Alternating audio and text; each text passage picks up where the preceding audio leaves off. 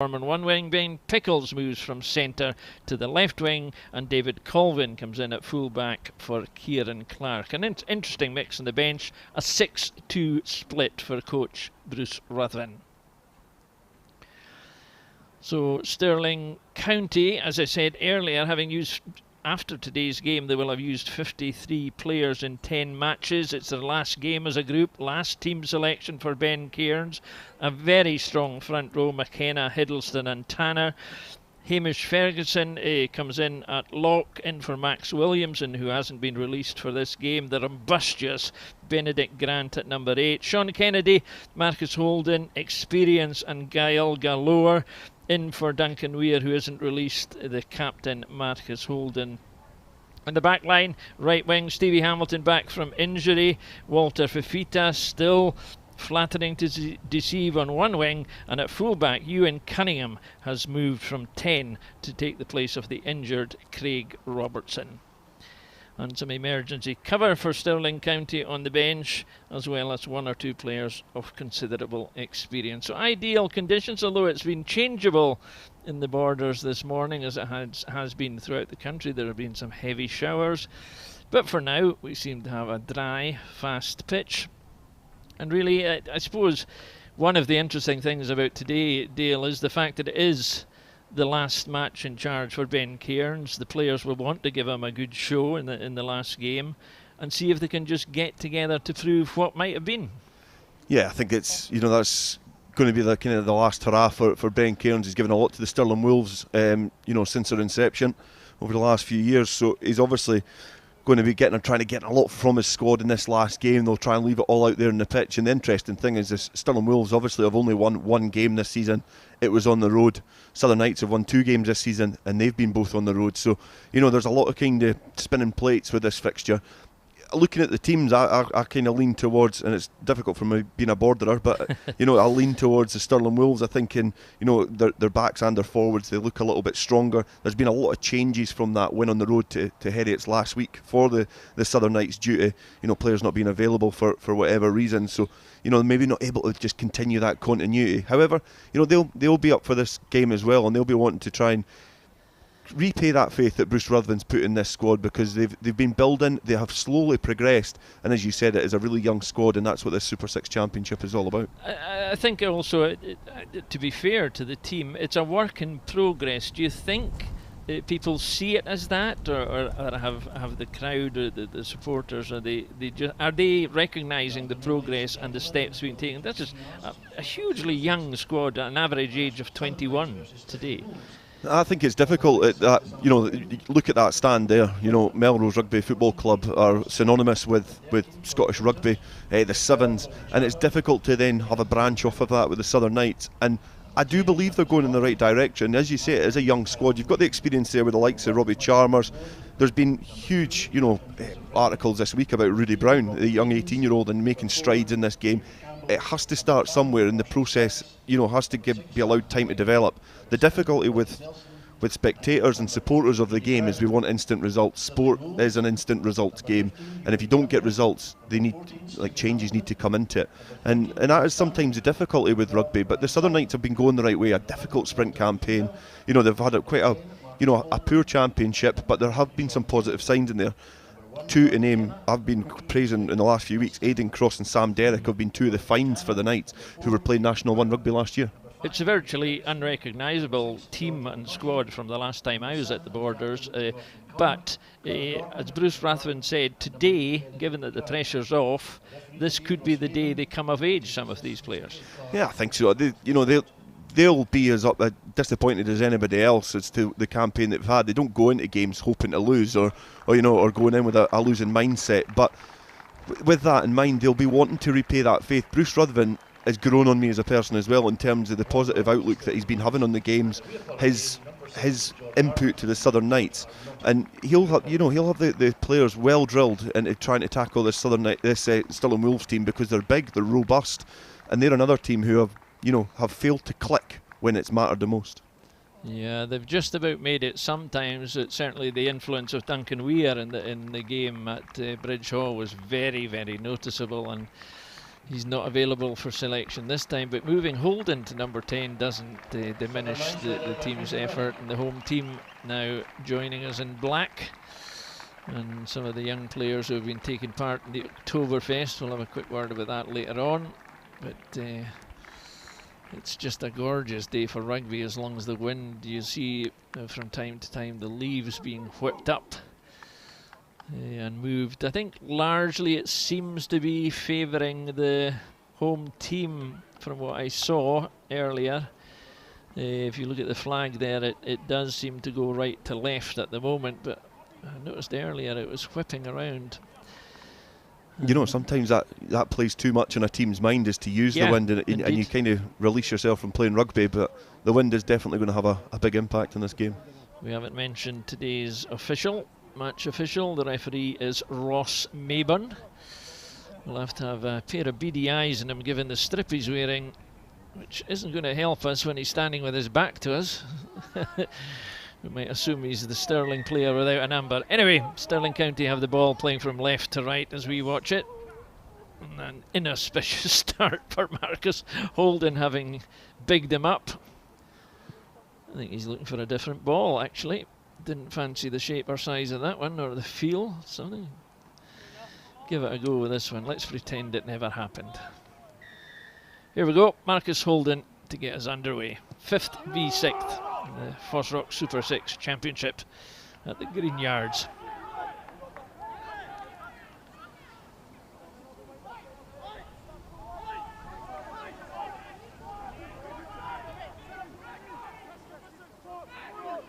The aerial route, this will give us an idea of how the wind is potentially going to affect the game. Kyle McGee.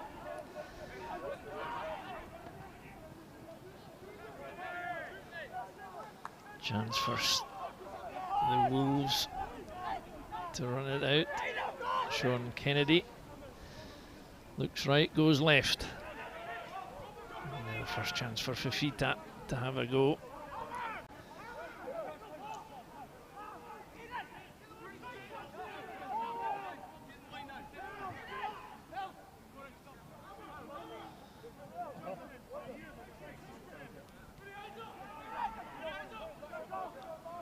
Kennedy again favouring the left hand.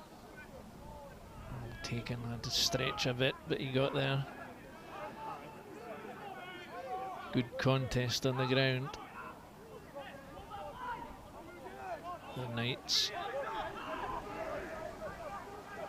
keeping the ball midfield. Kennedy with a wee chip. He was caught by the ankles there. Fly hack on. Stirling regrouping. Very much a day, I think, for keeping the ball in hand, because the wind could play havoc with it if you're playing against it, particularly. Benedict Grant thumps in. Holden. Second run for Tanner.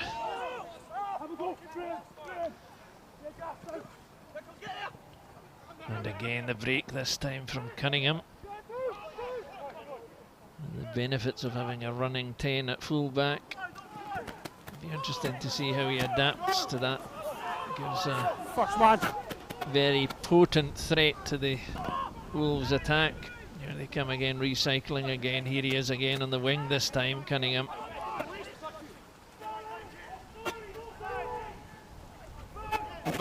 Grant.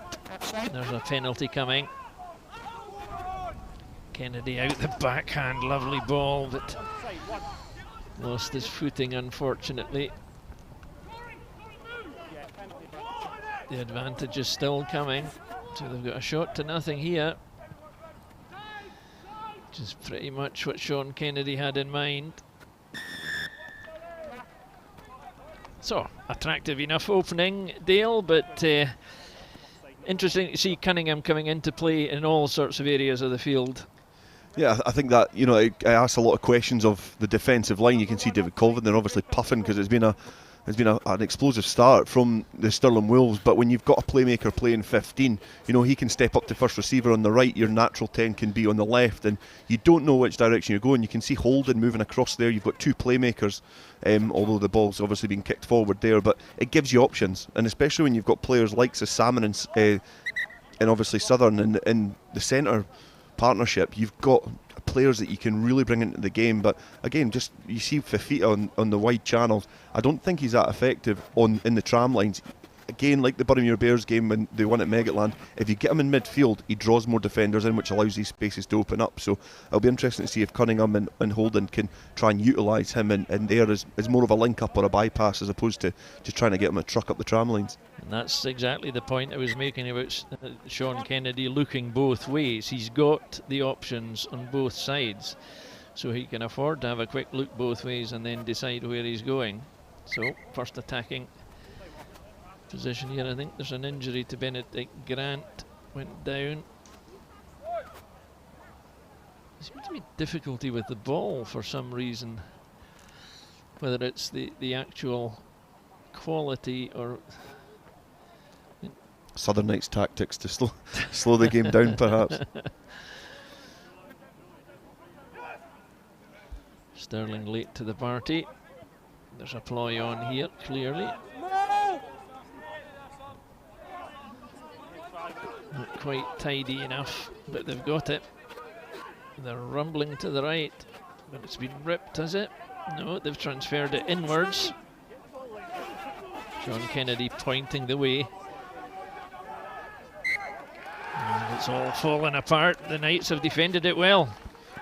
Brilliant defensive play there from the Knights. It's always a difficult thing to try and defend so close to your line, but you know, I think it was made slightly easier for them because it didn't look like the Stirling Wolves had a cohesive maul. When they brought it down, it looked like they were driving it was untidy, really. Yeah. They're driving into the area where all the congestion was, which made it a little bit easier for the Knights just to, you know, drop the anchor and just make it difficult to push themselves back.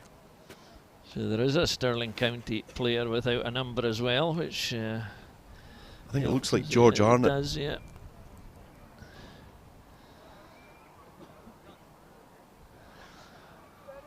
So the player without the number is number 6, which is like saying, if you're watching in black and white, the green ball is beside the white one.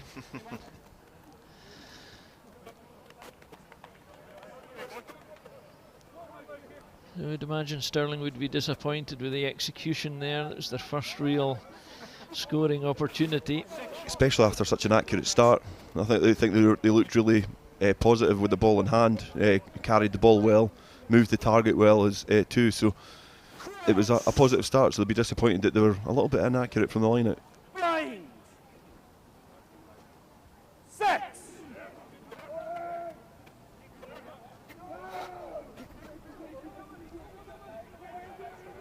Sean Kennedy doing his best to be disruptive. They're trying to move it out, give themselves a better angle for the clearance. Have another shot at it. Come this time. Now with the wind, this should be a decent enough kick. You might have expected them to do better with that.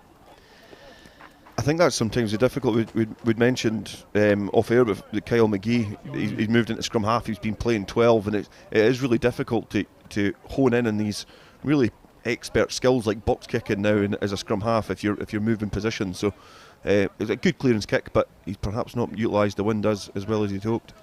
You read my mind there, because I was going to ask you to follow up on our discussion about McGee, because it is a difficult set of skills to transfer. Some Harlem Globetrotter stuff here from the Wolves, but ended up back where they were. Shifting the point of attack now to the middle. The referee's whistle again. He's coming back, all the way back. Number 5 left. Another chance for Stirling to go to the corner. It's good to see. Obviously there's no thought process here to go for the posts, so both teams will be wanting tries. So it's certainly been a positive start from the Wolves. They've been camped here for a long time, but again, just some dogged Knights defence, which I think has been one of the bits of the game which has really, really improved over the last few weeks. I think the introduction of Alan Tate and their coaching staff has really helped that, that defensive line that they've got now. Well, they would be knowing all about it if they didn't improve. Again, it's not quite tidy enough, but they've got more movement on it this time. Kennedy.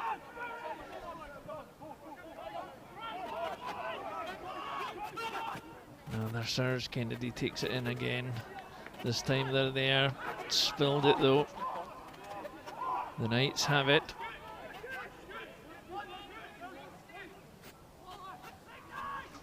Again, they're moving it forward, deciding to take it right through the short route. This time it's dispatched backwards, and that's a better clearance. So again, their defence tighter, much more efficient. Yeah, and on the the execution of that looked pretty good, but the only ground they've made is pretty much exactly the same as McGee made with his box kick. So they've just squeezed out of their 22. They're going to be defending a line out again, but the defence has been pretty good. That was a close quarters action. That Stirling Wolves are hitting the ball pretty flat to the line, and the Knights' defensive pressure is actually forcing that knock on. So, again, good defence from the Knights. It did look better on first sight up the touchline.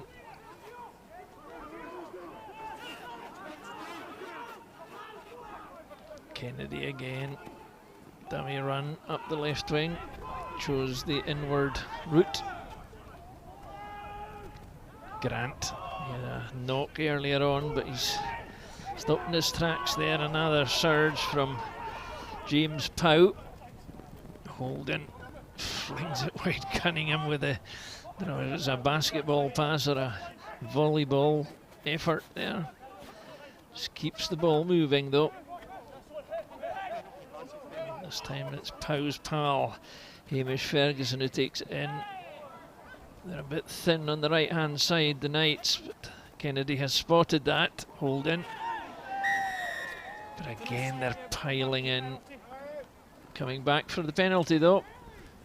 It's almost too obvious from the Wolves, I feel. Like, yeah.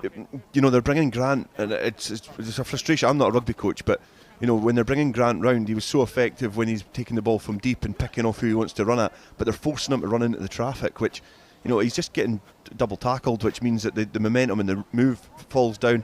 I would like to see him on the shoulder of Holden or in between Southern and Salmon, because he would ask more questions of defences then, and I think he'd get a lot more joy. Even if he's not getting the finished product, he'd be able to offload a lot easier, because I feel they ask him to do far too much work in the tight areas. When they've got big ball carriers like Ferguson and Pow in the front row, Hiddleston, get him to do a little bit more work with ball in hand. We've not seen him so far. Yeah. And I think we're addressing some of the issues with the referee's mic and, well, more importantly, the colour of his strip. So presumably half the crowd at the Greenyards couldn't identify the referee so that they could shout at him. But they know he's now in yellow. Yeah, black and yellow as well at the Greenyards, so I'm sure he's won over a few spectators. Yeah, he needs to get all his wires in place now and all the rest of it. Yeah, job done. So he no longer looks like the Stirling Wolves 16th man. I think he'll be glad of that as well. Yeah, I think so. Seems like his sound transmission is better. Let's see if Stirling Wolves' execution is better this time. The first part of it's good. And that looks better. Better set up. 1-9. Kennedy lending his insignificant weight to the shove. There he goes, sniping run, twisting, turning. Some feet thrown up in the air there. That could have been a difficult or an easy decision for some referees. Seeing feet going above the horizontal, and a big surge from Grant. They have men out here. Holden's desperate to get his hands on it. Again, they're holding it tight. It suits the Knights. Here they come again. Onside, onside. Holden poised. Short pass this time, but he missed it out. Cunningham. Not giving him any room though. Oh, misspilled it, good pressure. The Wolves retreating quickly. Advantage is over. Now there's the wind for you. That's a better nudge. In fact, it would be better to keep it in play if the chase is good, which is reasonable. Could maybe have made another 10 yards.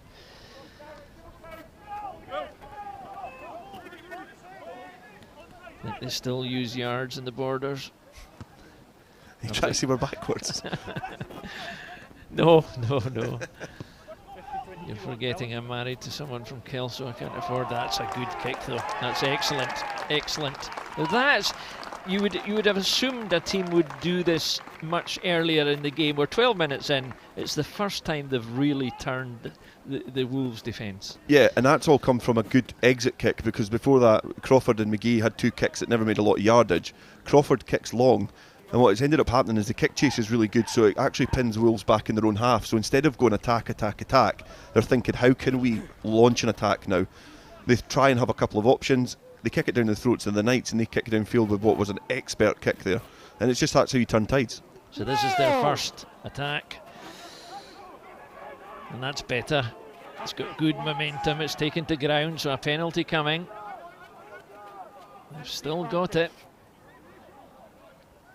Although Hiddleston making his presence felt. That's a great run through under the post. Flying dive to finish it off. That's a fantastic score from Aidan Cross after 13 minutes almost. He's put the Knights ahead. It was a lovely run there, and you know it's only been a minute of attack from the Southern Knights, and you see that little deft ball back inside.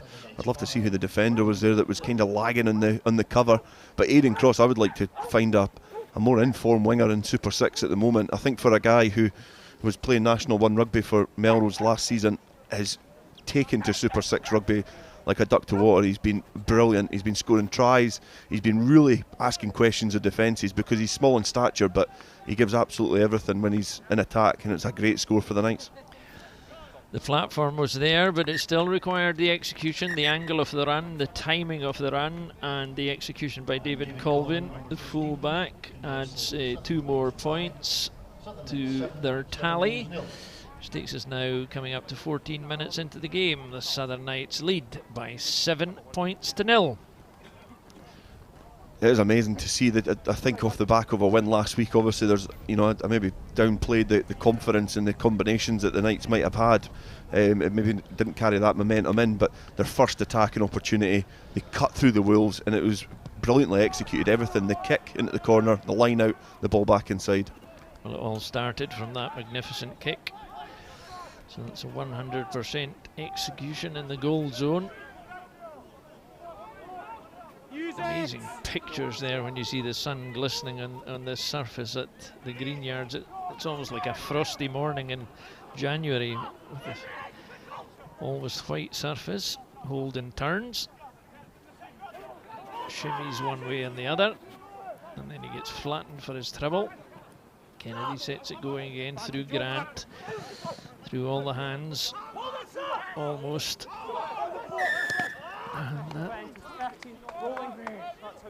Well, that's one of these things where, you know, it's just temptation and almost like instinct that, you know, the ball appears at your feet and you play it. Yeah, I think that's maybe more naivety there from McGee, because, you know, the ball was there, and he's just thinking that if he can put his hand on the ground and flap it back, he could probably make it look like he wasn't trying to flap it. And, you know, you could see it there from the pictures that we're getting. It's clear as day in terms of a penalty. But just when you've scored a try, it's trying to continue that momentum, and you've just invited pressure back. So, you know, it's the more Stirling Wolves attack, the more chance they've got of scoring.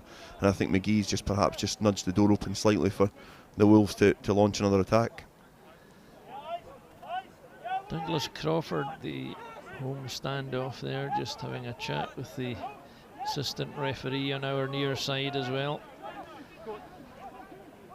He's on ball carrier, it's fine, he's on ball carrier. Hiddleston. Sprague there. I mean, he's not, they're holding him up. can't get the ball out, can't get the ball down. So it goes to the Knights again. They've sussed this out. I don't know if you used the word predictable, but that's what you were hinting. You know, it's too obvious what they're trying to do, isn't it? I just don't think they've got the upper hand of the Knights up physically, front. Yeah, and it was too obvious there. You've seen Sykes was straight through on the ball carrier, and I think they probably heard the saying, if at first you don't succeed, try again. But I don't think it's really working for them there, because there was one before where it was a bit more dynamic. They hit the target, they brought it down, they moved the contact and offloaded. And that meant all the forwards are in the one area. So you're moving it away in areas that you know that you're going to have more bodies. And I think when they're keeping it tight there, they're trying to reduce the line out size to make it try and get an advantage. It's not worked. They're trying to go full bore with all the men in the line out. That's not worked. So the dynamic line outs from Stirling Wolves are probably a little bit better, because when they've moved the ball, they've looked dangerous. Yeah. It's not the first time Benedict Grant has met the Stirling Wolves medical staff. It's just the way he plays, and he's just, I used the word rumbustious, I think, at the start, and that barely covers the half of it when he's on form. Yeah, and I think the fact that the Wolves have, been struggling for confidence and for performances as well has probably put a little bit more pressure on the shoulders of the likes of him and Holden. I feel they're doing a little bit too much at times, and I think that's where Grant has started to sneak a little bit closer to the breakdown area, because he feels he's probably got to make a little bit more momentum for his team. Whereas if he's been utilised in the wider channels, you've seen before actually, the ball went out wide and he just put it through the hands, but two defenders stuck because they go, this is a unit, I need to be here just in case we might need to double up. If they have to double up in the tackle, then you've obviously got space in the back line, but even by planting their feet, he's created those little spaces that the outside backs can try and exploit. But he's a great player, an absolute phenomenal player, but I think sometimes just a little bit too much is asked of him. He needs his maybe Rodri Tanner and John McKenna to do a bit more ball carrying, and James Powell's had a couple of powerful thrusts. Hamish Ferguson, he hasn't really shown yet. He's getting them into the game. So another good defensive set required here from the Southern Knights. 16.5 minutes into the game.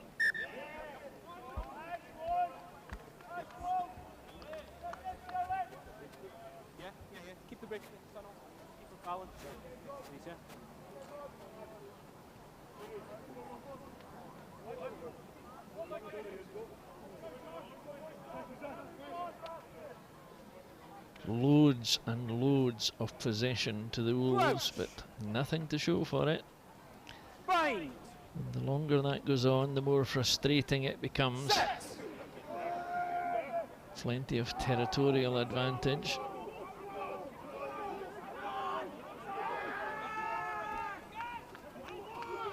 Nifty footwork at the back, and that's well held. It's well controlled at the back. If you wanted a spin-off as to why the driving maul's not working, there's exactly it. Yeah. In the scrum, the dominance there up front, from particularly that front row of Mabod, Rennick and Deans, is certainly showing that they've got a formidable pack up front at the moment in this fixture. We've not mentioned Mbok so far. That's really the first time, but it is a powerful front row. Defensively, he's been good in the tighter areas, and it's something that obviously, because he's maybe not got ball in hand, or he's not over a ruck trying to jackal the ball carrier. He has been pretty active in the opening 80 minutes of this game, but it has been backs to the wall for him. Skipper delivers. It's a bit untidy. And that's the way to sort it out and put it in a plate. And again, using the kick sparingly. Oh, that's not taken. Now this is the benefit of the wind when the follow-up is good. Now there's an opportunity here. Just a lot of black shirts pouring forward. Going up the stand side. Grant lurking with intent again. He was a bit slow to get up there. They come to the left-hand side now. Yet another player with no number. Need to get a box of new numbers for these guys.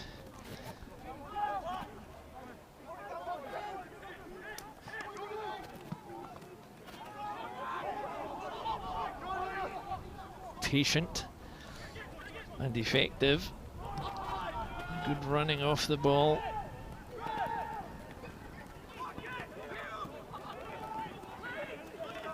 Not committing too many people to the ground.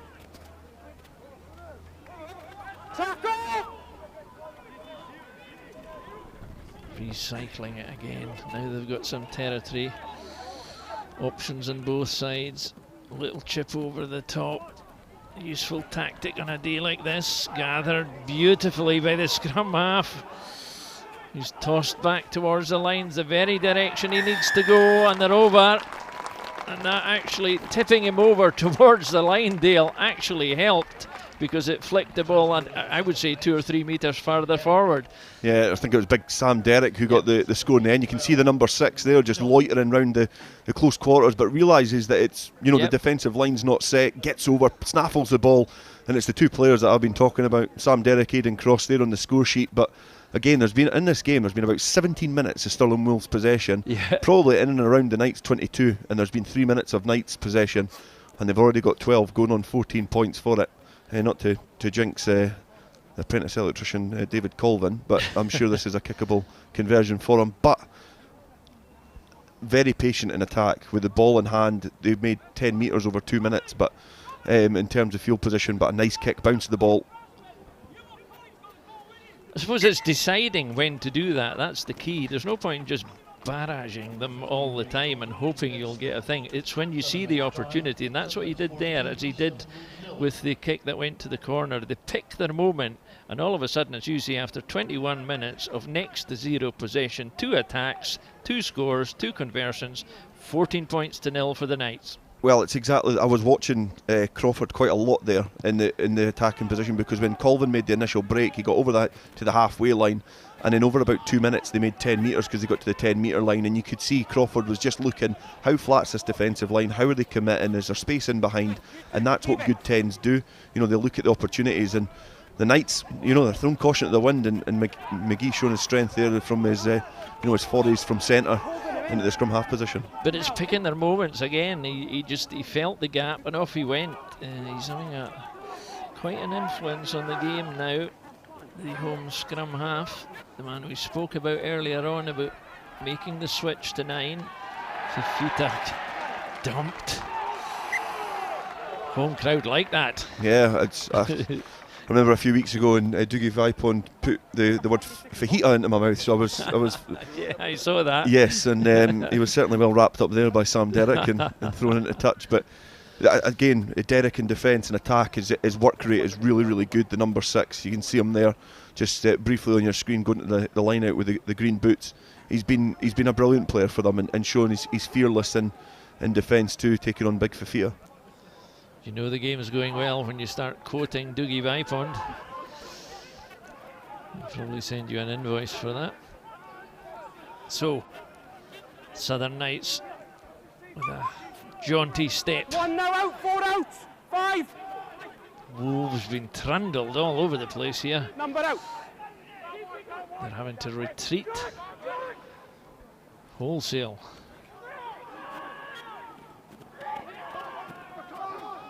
That could only be the skipper. Just lost his footing there. Chalmers. Again picking their spot. High tackle coming. There's one of these slip tackles there, and he seemed to be falling as well. Mitigation. I was wondering what the decision was going to be here, because, you know, in a game that's tight and you want to score tries, I think Fraser Rennick's, I thought he'd pointed at the posts, but, you know, just to take the game further away from the Wolves. But, you know, I think there's maybe a gentleman's agreement there. No penalties at goal allowed. And they try and stab it in the corner, and that is a brilliant kick to touch.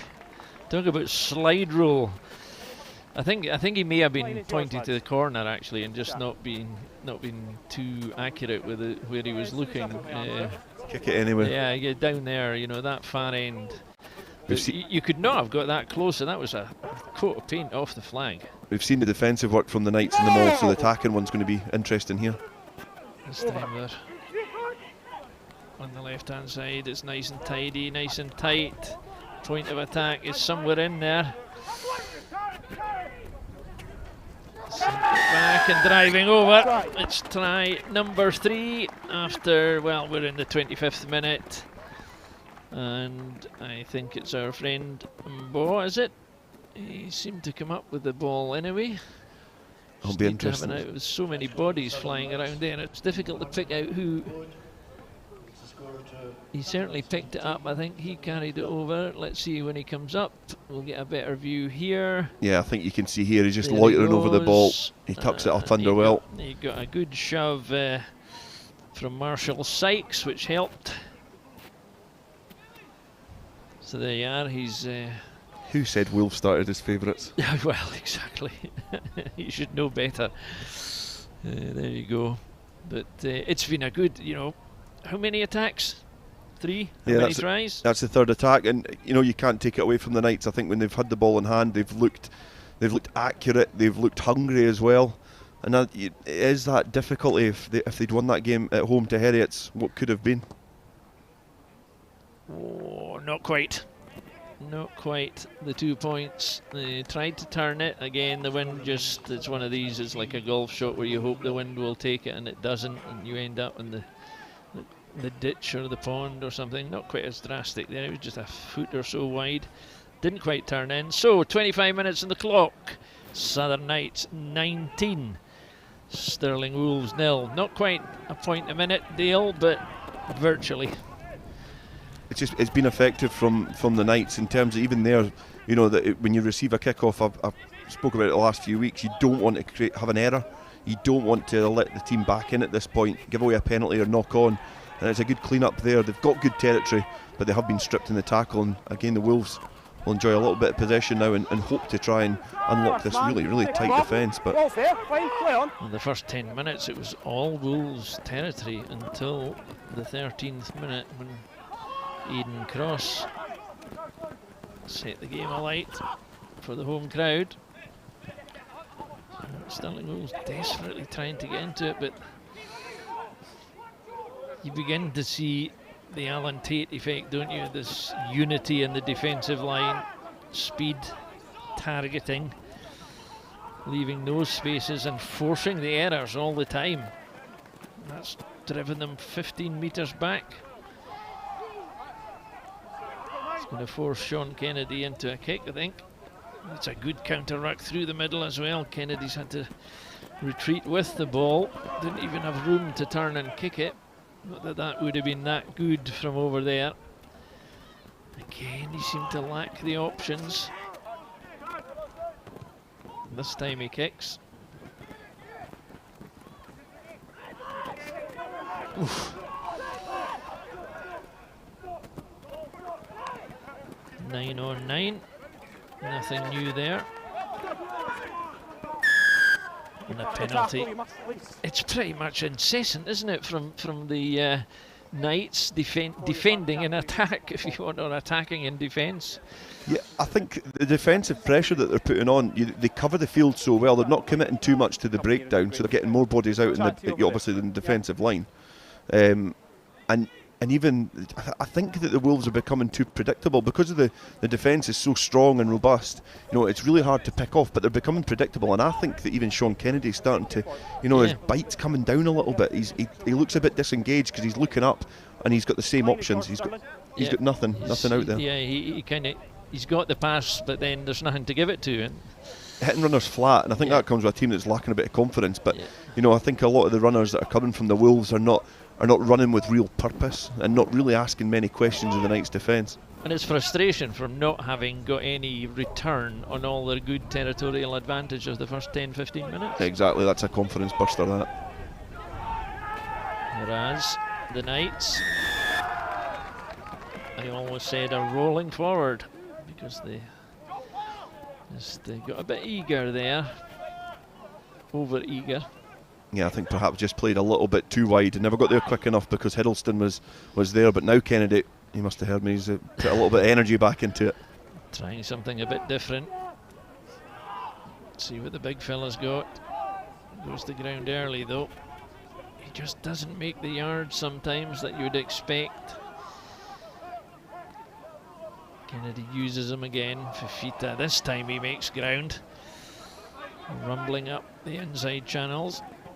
Grant, good pass. That's not so good pass. Kind bounce, fly hack on, fly hack the other way. There's loads of territory here.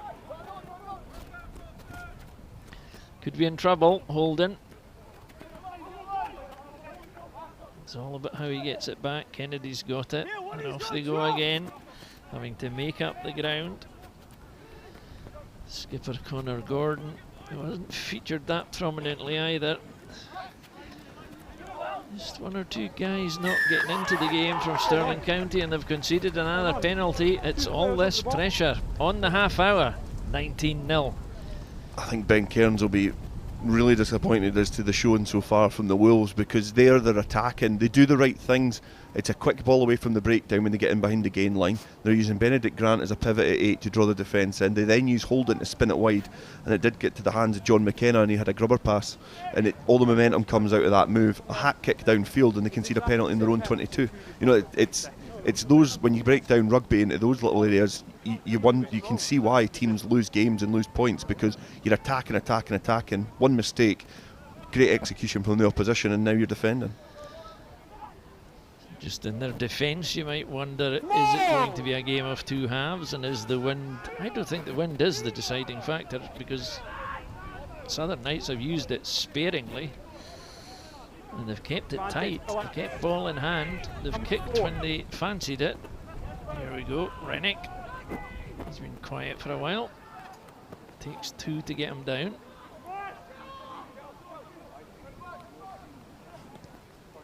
This time they kick. It's an interesting one. Now, and of course they have to come back. And that's part of Ben Cairns and Stirling's frustration whole season. You know, half a call the other way, Fifita was on his way, but you know, the whole length of the pitch to run at. Yeah, it was a free ball, and I think young Crawford's obviously seen that and just, you know, opted to go for the crossfield kick, and you know, a little bit more, nothing to lose really. Yeah. A little bit more weight on that, and it gives Aidan Cross a little bit more of a chance. He's got obviously conceding a lot in height, but I remember back to, I think Colvin's probably going to stab this out, but I remember back to the game at Bridgehaw, the Knights actually won against the Wolves, and Ben Cairns was saying about how good the Wolves were. It was that end product, and it's rung in my head ever since. And when you watch them, you see exactly what he means, because they just don't have that final product, and the bounce of the ball sometimes as well. Yeah, they do most things well. Let's see how well the Knights will do on their latest attack. Might as well call it the fourth, because they've scored with the last 3 pretty much. Let's see if they can maintain their 100% record. Oh, direct route over the top, American football style. Rennick.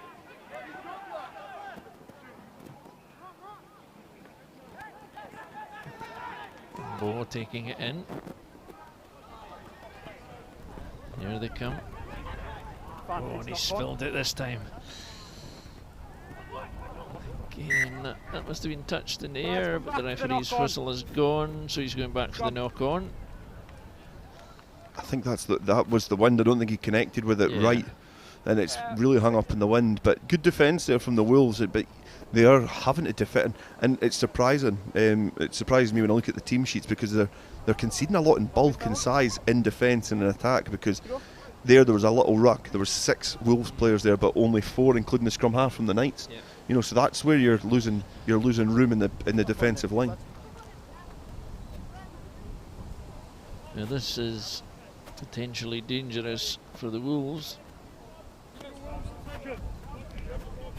because clearing their lines from here, Crouch. It's not going to be that easy. Kennedy's having a look around. Set.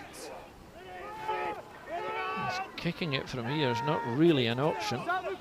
In the middle of the field, right under the post, but they've won a penalty, so at least they do get a chance to kick it. Kennedy's just not quite getting, I don't know, it's that people are not with him, that he doesn't want to risk it, but Holden's going to give it oomph. Let's see what he does against the wind.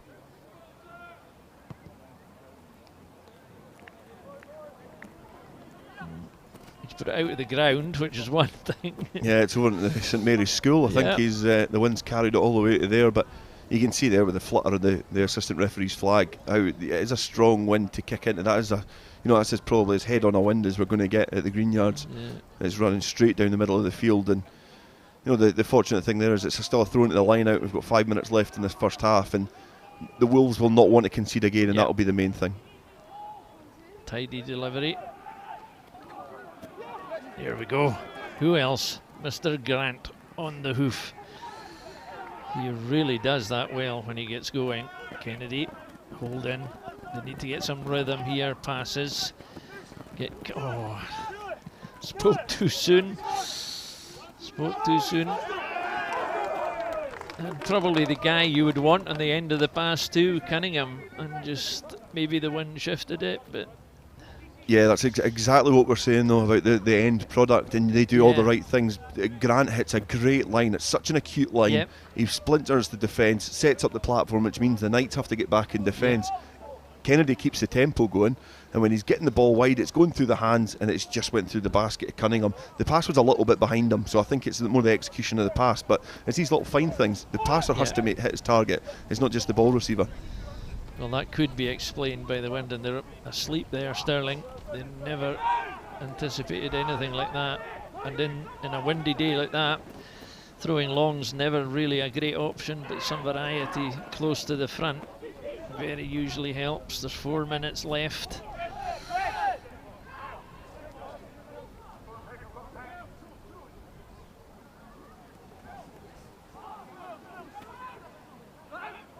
And the Knights would dearly love to complete the centre forward before half time. A bit to go, but they're moving forward with some confidence here. And again, I've been impressed with their patience and their build-up, their decision-making. Out the back door, their decision-making lets them down from time to time. Fifita slow to get down to. It's a long way down for Fifita, of course, but Benedict Grant tidies up.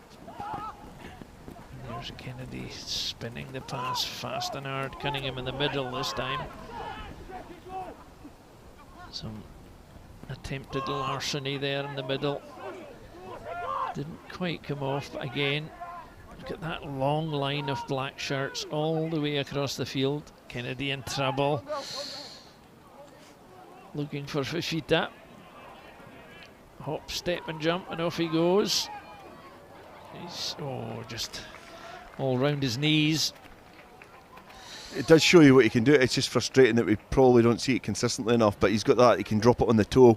He's got that flair to his game. I just wish he'd come and field a little bit more. He's so fast. He's running up the line all the time, and you shepherd him out. It's not hard. Yeah, even cross there. I was thinking cross. Like you kind of put yourself in their shoes and think, oh, you've got to go low, but he's got such big, powerful legs that he can power out it quite easy. He's a difficult guy to tackle. But if he comes in midfield, he's only come off his wing twice I can see in this first half. But he's a great rugby player. It's just we don't see it often enough in a Wolves jersey in terms of the way that the team have been playing, getting in the right areas. So it's not to criticise too much because he's a far better rugby player than I ever was. But he's I just think we don't see the best of him sometimes. Yeah. Cunningham has a look to see where Fifita is, and this time he was running inside him, but Cunningham was looking to the outside. Grant seems to be playing scrum half all of a sudden. Oh, that's just again. They can't win a break, can they? It's bounce of the ball or something. I agree with that, but then there's also the thing that the defensive pressure is also meaning making them do that. It's so difficult to get any sort of luck when the other team are doing things so accurately, and it's the Southern Knights defence which actually forces that cross-field kick, and because of the position there as well of Ben Pickles, it means that he's got to try and put a little bit too much more. He's playing really on the edge, which meant it was a difficult one to try and gather there for Cunningham. I think it was Salmon actually was trying to gather it, but just a little bit too much to try and grab. Oh, straight through the hands. It's a knock on, fellas. but counts as a knock on. I think it was tried to be gathered at the tail for Stirling Wolves. Just comes back to what you said about a bit of luck. I think it was Tanner at the back who just fumbled the ball, not expecting it, and it's that luck that comes into it. We're in the final minute of the first half. Yeah, yeah. Southern Knights 19 points and 3 tries to the good.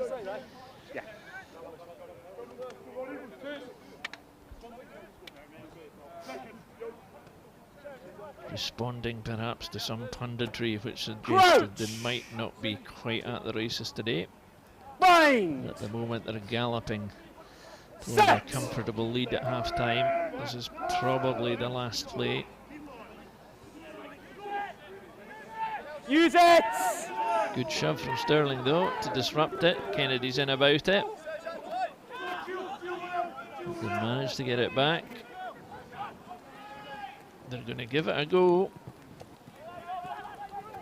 Keeping it in play. That's not going to stay. That's going to go all the way, is it? Yep. It's all the way out of play. And that means that Ross Maben can call a halt to the proceedings and take everyone in to the Melrose clubhouse, because at half time the Southern Knights are leading with 3 scores in the 13th, 20th and 25th minutes, and that has taken them to a quite handsome lead of 19 points. They lead at half-time, Southern Knights 19, Stirling Wolves 0. Now, spoiler alert, I'm not going to mention what happened down under this morning in case some of you haven't seen the outcome of the women's match in the Rugby World Cup, but we have talked a lot over the last few weeks about the women's team competing in New Zealand. So now let's turn our attention to the men's squad. They kick off their Autumn Nations Series campaign against Australia 2 weeks today, and ahead of the 4 games against Australia, Fiji, New Zealand and Argentina, former Scotland international Tom Visser has been asked to grill Scotland prop Pierre Schoeman, and he fired him some quick-fire questions. So I'm here to ask you a couple of really awkward questions. Are you ready for it? Yeah, I'm good. Best game you've played for Scotland so far? I would have to say my debut, Yeah. because it was so spectacular, having my family on my debut and scoring a try against Tonga. But beating Scoring a try is always good. Exactly. You would know all about it. A little bit. But beating England, the Kolkata Cup as well, Yeah. the Guinness Six Nations, you had beating Murrayfield. Yeah. It was incredible as well. I asked for one favourite game. Yeah, You've now mentioned 3 already. that's 3 already. Hopefully there's more to come. Right, and if you, I mean obviously you must really love being a prop, having your head stuck in scrums, but if you could choose another position, what would you pick? I'd have to go for centre. Really, 12 or 13? I think because I'm a bit of a bulky guy, maybe 12, Yeah. sacrifice the body. Yeah, not so much in the outside channels. No. No. I'm not as quick or as well built as you, Tim, but Yeah. no, I always growing up, Maanunu was one of my favourite players. Yeah, nice, yeah. So his pass, his step, his aggressive carries, I think that's something I really liked and admired about him. Yeah. Post-match meal? Favourite post-match meal? Post-match meal will have to be in the modern era and the modern day. So it's a protein shake with some creatine in. Right. And now let's get the real story. And then maybe swap that for a nice cold beer. Yeah. Especially after a victory. Domino's, It's the best McDonald's, where are we going with this? I would actually go for a nice pizza. Yeah, nice. And then a 48-hour fast to get myself ready for the Monday again. Right. Right, so you scored 2 tries, Tonga and Ireland. Which one was your favourite? Ireland was most probably, I remember when I came off the pitch to get subbed, that feeling of, it almost feels like you're playing the rugby game. Yeah. The vibe, the atmosphere. Crowd going crazy. Yes. Yeah, nice. So for me, and also to add value to the team, I knew the importance of don't knock it on, Yeah. don't do something silly, you have to get the job done. Even if you go head first, Yeah. doesn't matter if you get injured or not, you're going to Yeah. score the try. Tries a try. So for me, that was probably the best one out of the 2. Now, being a South African, you obviously love rugby. Other favourite sport or favourite sport outside rugby? Football is really growing on me now, especially spending so much time with Hamish Watson. Right. Oh God, yeah. Oh, it's hard work. So his hard work off Yeah. the pitch, and everywhere we go, we have to watch all his. I won't say his favourite team, God. but all the matches. You know, he once spent £1,000 on FIFA just on buying players. True story. Greatest loose head prop of all time? I would have to say, born in South Africa, and all credit to him, Os Durant. Yeah. But playing for Scotland and spending time knowing Tom Smith, Yeah. that just recently passed away, Yeah. very sadly, was really a big inspiration for me as well. Yeah. Also a British-Irish Lion. Yeah. And a great ball player. And as a great well. ball player. Great ball player. Best atmosphere you've played in for Scotland? The Kolkata Cup, Guinness Six Nations at BT Murrayfield when we beat England. Any pre-match rituals? I do actually have a pre-match ritual. It's like a 30-minute power nap. Yeah. Good. And I'm You like, need that. and I really like that. I like to play the game in my head a bit as well. Yeah. Like, kick off, do your job, Nice. scrum time, Yeah. your process, stuff like that, and then just fall asleep. And when I wake up there, I'm ready, focused, Ready to go. ready to go. Ooh, this is a good one. If you had to choose, score a winning try or a scrum penalty? Scrum penalty. God, you would say that. Nice. Thank you very much. Thank you, Tom. I appreciate it.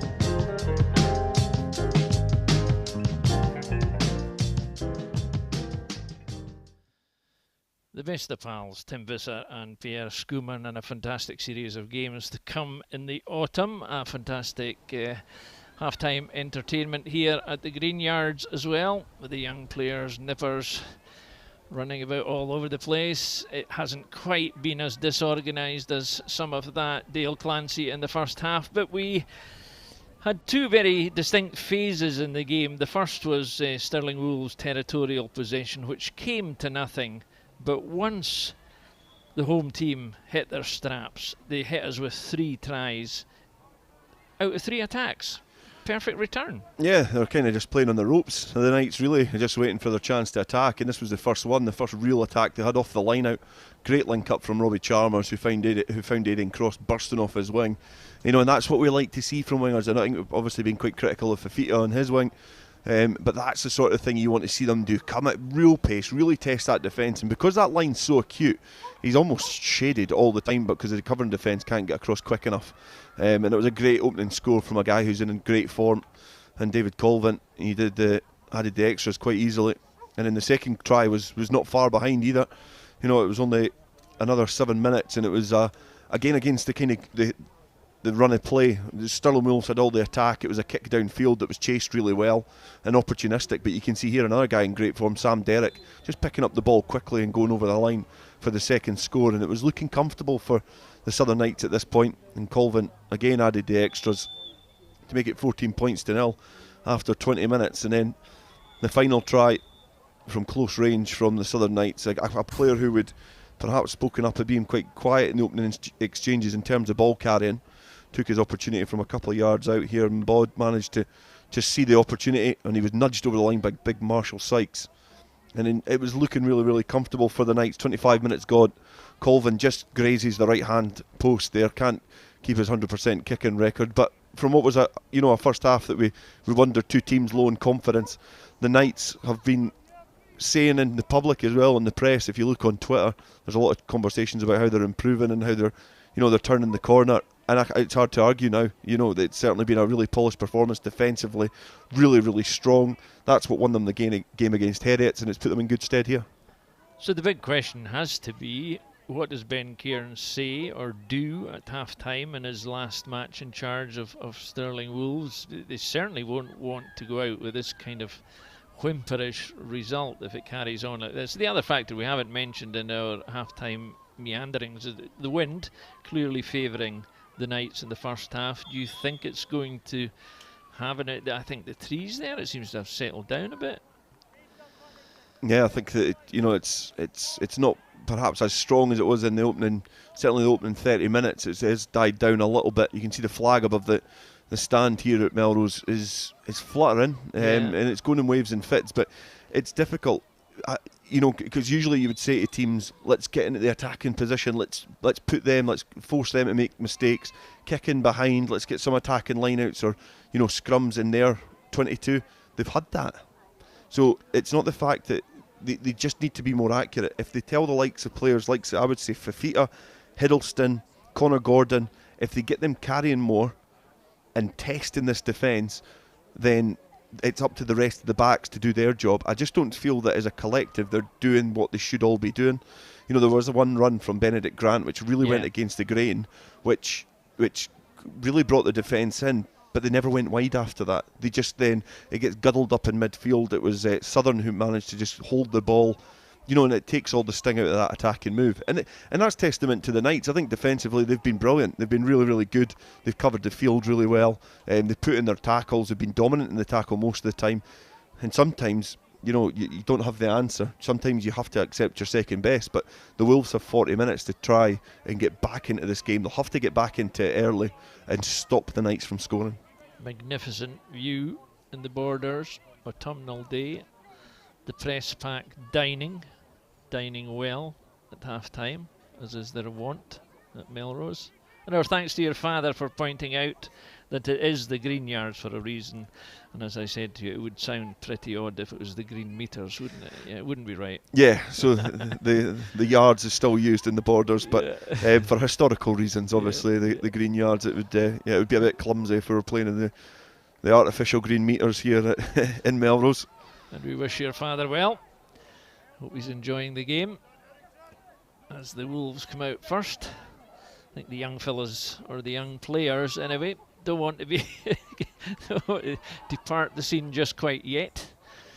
It was great to see. I always find when I'm down at Melrose, like the Friday night games, when they have something on before the game, and then there's games afterwards. This Oktoberfest, big deal in Melrose this weekend. Yeah, I played for Peebles. It was a team in the Borders, obviously, and I kind of always looked in over the fence at Melrose in a bit of awe of the history that had at their club.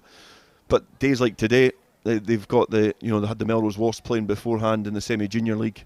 They've got the Super 6 game now, and then the Melrose team are playing later on as well. So they've got a full action-packed day of rugby, which is brought on by this artificial surface. I feel, if that's a normal grass pitch, I know there was a lot of a lot of questions about lifting such a historical piece of the town, but it's benefiting the town. You can see the youngsters allowed out there. Yep. It's doing no damage to the pitch, and it's creating a great community atmosphere. And it's great to see. Obviously, the stand is littered with spectators. A lot of people still coming out from the bar, but round about the surrounding areas as well, the fencing. There's a sizable crowd here at a Super 6 game, which is perhaps something that we've not seen too much throughout the whole campaign. And all of these young kids have got parents with them, they've got grandparents with them. There's the whole hubbub, and the atmosphere changes when they're there too.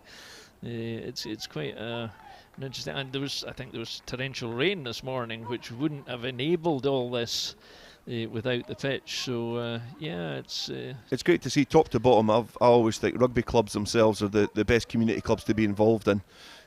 Especially for a youngster, you've got role models in the club. Some great role models in the community, and these youngsters looking up to what is the kind of top level that they can reach in this club. It's a great kind of water level for them to try and aim for. And because there are so many young players in the Southern Knights squad today, they're all part of the community too. Ross Maben's looking for a ball. We have a ball. And we have the Knights in black playing from left to right as we watch the game. Stirling Wolves are in the white strips, and they face a 19-point deficit at half time in a match which is largely about pride and finishing the season well, because neither of them will change their competition position. That's just been held up again. Now, it'll be interesting to see how they use the wind at the Knights. Well, that's a good kick, though. So both teams, it's going to be interesting how they adapt to the reverse position of what they had in the first 40 minutes.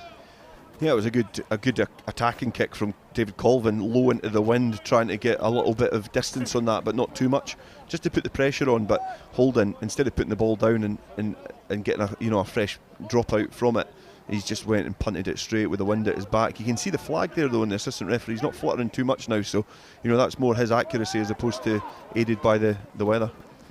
Yeah, and the sun's gone down, so I hope that there won't be a shower before the end, because it's pretty much perfect conditions if it stays like this.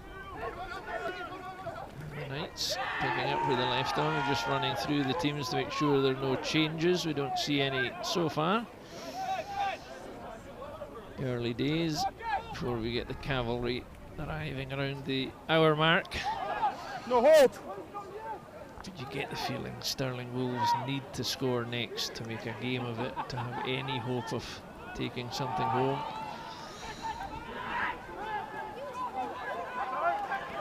Here they come again, the Knights.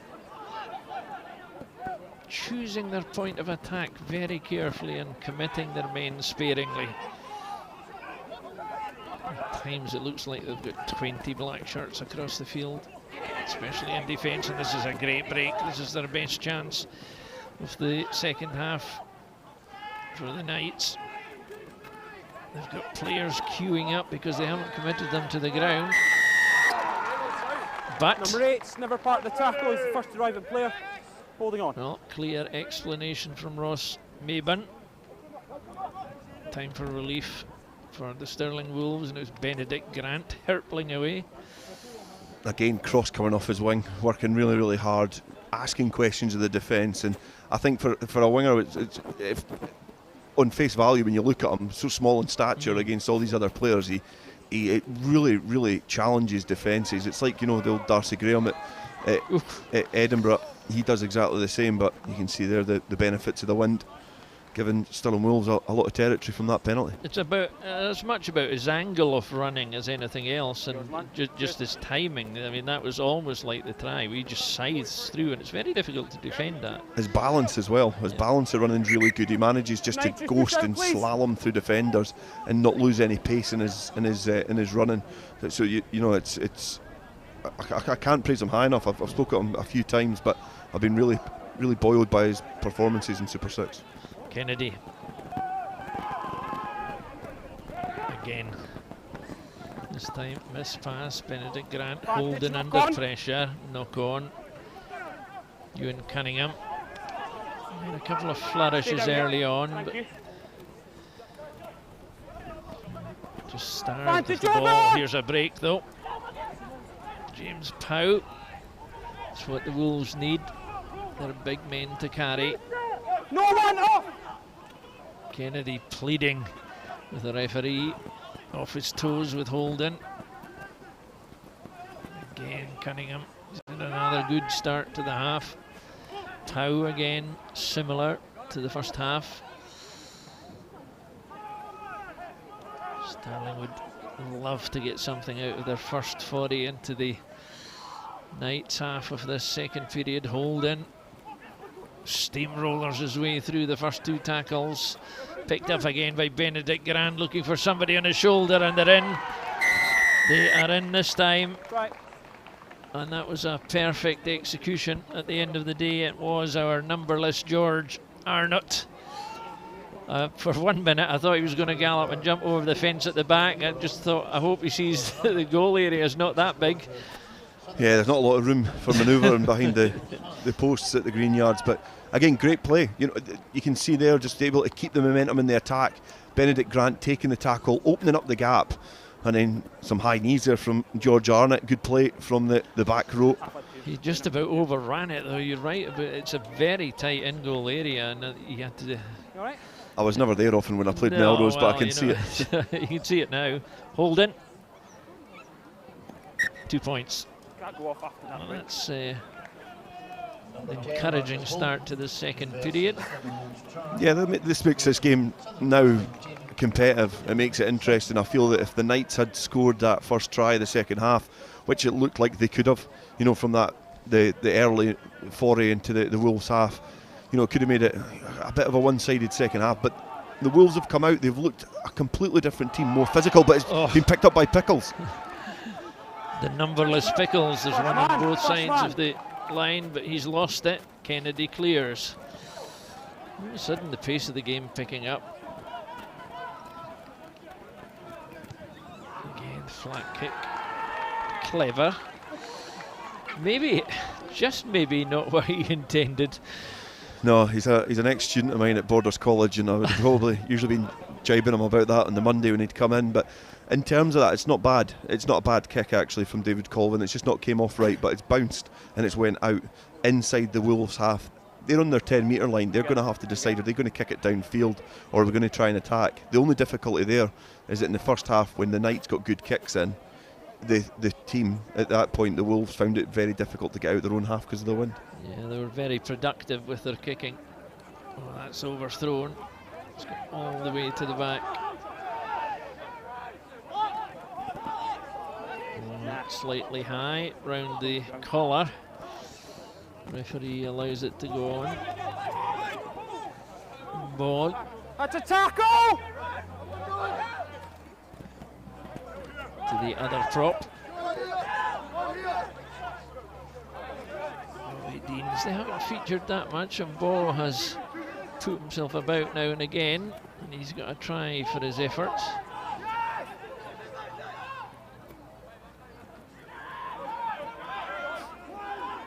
Good rhythm again from the Southern Knights, moving the ball with some confidence. Ball's there. Play on. Referee encouraging them to play on. Lots of appealing from the Stirling Wolves. And this time it works because Holden's away and he's lost it. He's really frustrated with what went on in that first passage of play there. You look back at that kick though, and it's not actually resulted in too much for the Knights. They've got the ball back in pretty much the exact same position as the ball went out on. One change from the Knights from last week is Bruce Miller was getting really frustrated at the Knights when they were carrying. They were almost just accepting the tackle really early. And you feel here, both teams actually, they're not accepting that the contact is at that point and it's finished there. They really are powering through, which is making it difficult for either team to jackal, and it's making it a little bit easier to support your runner, and the players in the cavalry arrive a lot better. Bind! Sean Kennedy proffering some advice for the scrummaging aficionados.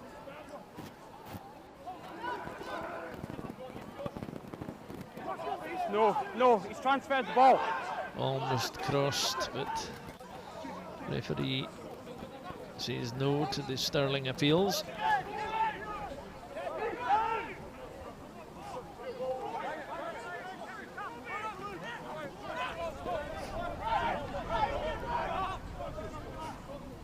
Again, just slightly more than patient. He's almost giving the ball too much air, but there's a great break up the side. We'll transfer this quickly.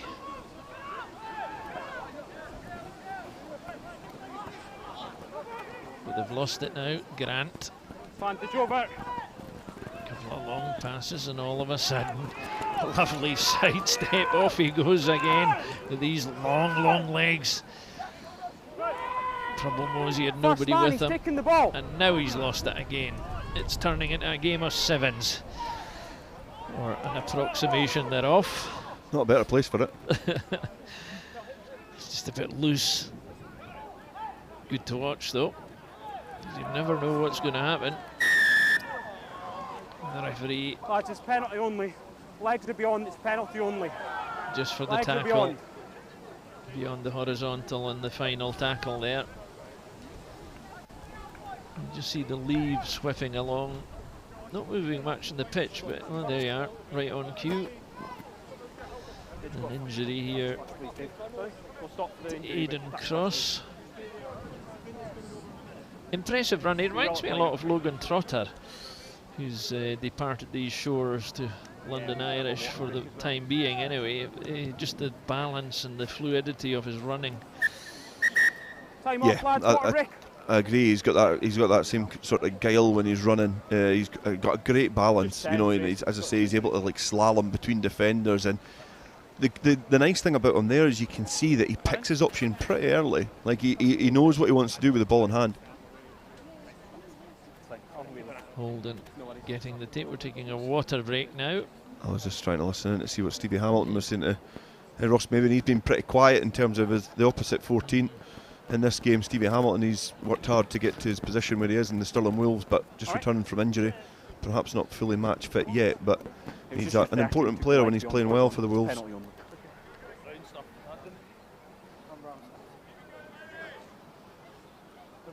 So they've still not made that much of a dent in it, but they do have one score to their credit, and another galloping run there from Mr. Arnott off the no number. He made some significant territory there. He's quite a sight to behold when he gets going. Yeah, he's had the high knees on again, and he was scampering up the park. So, you know, it's good when you've got that versatility in the back row. You've got somebody who, you know, a good ball player as well, not just like a carrier, not a workhorse.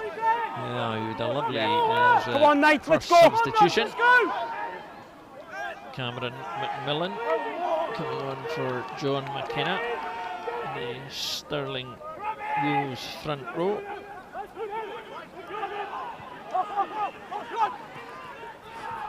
Benedict Grant to me looks like somebody who won't be for this match long. He's hurtling quite heavily, which means he's not contributing that much. This is over the top, just going to overrun. But that's a good tactic, because the wind will hold the ball to a certain extent. Uh-oh. Time off. Uh-oh. Sean.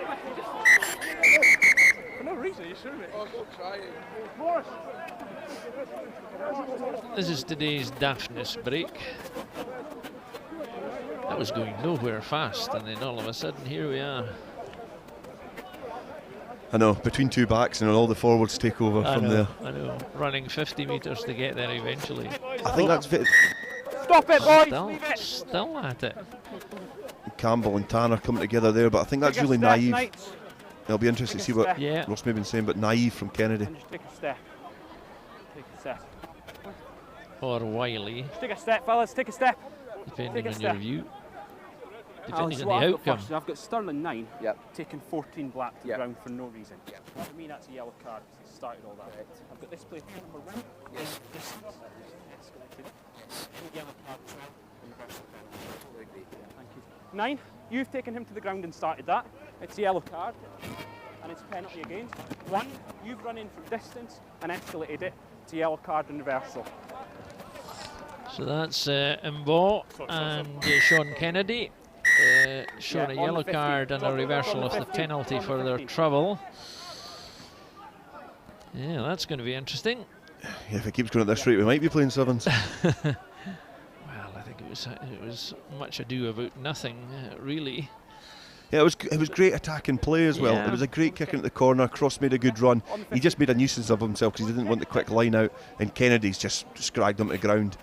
And after that, everybody's piled in. There was nothing bad. It's not like punches were thrown. It wasn't even handbags. No.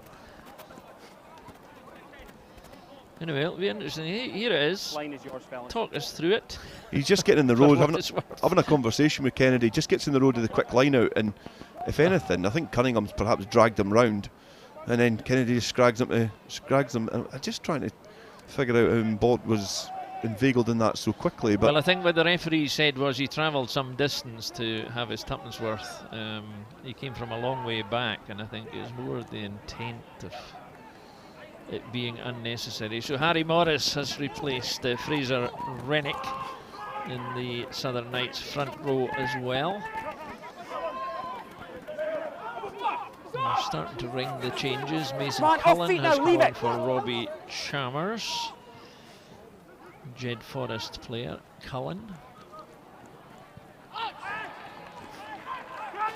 So maybe just Chalmers, just back from injury, might either he's picked up another knock or we're just giving the Jed player some game time. Benedict Grant still stumbling around. Late tackle, number 3. Late tackle. Number 3. Back on me, back on me, back on me. Over here, over here. Just a little bit ragged from the Knights just now. I do wonder whether that little fight and that little skirmish in the 22, some players can just get a little bit too consumed by that, and then your defensive shape and all your instincts and what you've been drilled to do during the week, it's leads you slightly. So it'll be interesting to see who's been riled and who's not been by that little skirmish, because it's allowed the Wolves, to get out of their own territory, and I feel that's probably because they've got their lungs are pumped up a little bit better than they were in the first half. But yeah, it's going to be interesting to see, because it's a really good attacking opportunity now for the Wolves to kick a great ball into the corner. Another good kick from them this time. You know, I think there might have been some rhyme to Sean Kennedy's madness there on wind, the bit of the wind up. No, I don't see where it's coming. It wasn't that strategic, was it? No, I think he thought he was in the right, because I think Cross was obviously infringing the ball, but he's just been on the wrong side of the law. But the Knights are down the forward. Here come the Wolves. Within range. Short. Benedict Grant burrows in. Oh, and they've defended it. They've defended it, the Knights. Unsuccessful more. Turnover ball. Benedict Grant doing his best. A fruitless attempt to change the decision. See how he's limping there? Yeah. He's not going to last much longer. He's gone. Just like that. I think that, you know, it was interesting there, because obviously the Knights had lost a forward, the Wolves had lost a back. So in those areas when you're attacking, prop on for Southern Knights anyway, fellas. Yeah, you can hear they need to get a prop on, but you can see they lose a little bit of that bulk up front. Yeah. So in terms of the driving maul was really effective from the Wolves. It was just Hiddleston, I think, he got too invested, and the line was close, tried to go to the line, and when it collapsed, his body's in the complete wrong position. Hence why Ross Mabin's called that, you know, as a maul that's not been unsuccessful. And that's Harris McLeod has replaced Benedict Grant in the Stirling Wolves pack. He's just come back into the squad. Not yet. Today. So he's been catapulted in from the bench. Grant, Lads, time on, black scrum. Usual kind of performance from him, which very often ends up with an injury just because of the type of game he plays. If you could get 80 minutes out of him at that level, certainly be a great addition to any squad. Crouch! Now, minus Kennedy. Bind! Set! The Wolves are going to have to manage the scrum differently, but they have the weight of numbers in the pack, and they've got a penalty. Turning under pressure. Pressure. Under pressure. Forward first. I would take another scrum. Yeah, and myself. That's Aaron Cameron and Harry Morris are fresh on the field for the Knights. But yeah, I totally agree. I'd have went for the scrum as well. I would have taken the scrum and just do it again. I think Harris McLeod and Cameron McMillan in particular, the latter of the two, is obviously a new addition into the field as well, and you can see the size of him at the front of the... Now Holden has called Fafita in. There he goes, look. There's something going to happen here. He's gone into the front of the line out. Vantage knock on. Botched it. So much for that little ploy. The number of teams that throw long in the wind, it's just difficult to fathom sometimes. Vantage over. That's a decent kick from there. That's a decent kick. Knights were tempted to get it going again, but...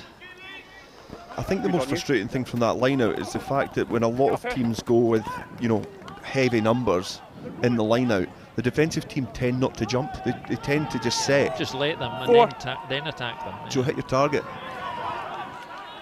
Again, it's untidy. Really untidy. Holden has it. That almost drifted away from George Arnott there. The wind caught it clearly. Holden again. Short passes this time. Knock on. There's the pass to the opposition. Places it cleverly and then gets up again. So they're using Ewan Cunningham at scrum half at the moment. Talk about being adaptable.